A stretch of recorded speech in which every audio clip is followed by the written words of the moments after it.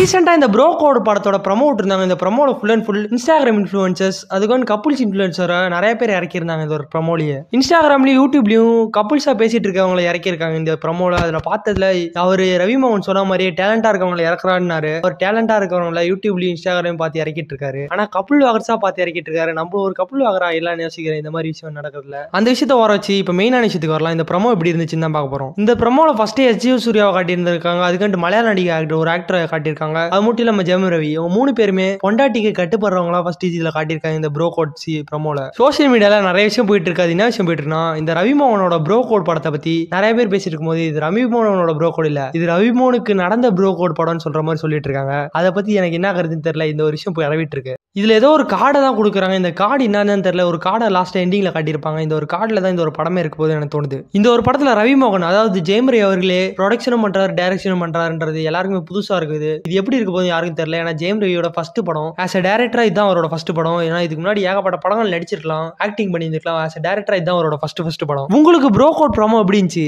Comment பாக்ஸ்ல பண்ணுங்க. மறக்காம பெல் ஐகானை சப்ஸ்கிரைப் பண்ணிக்கோங்க.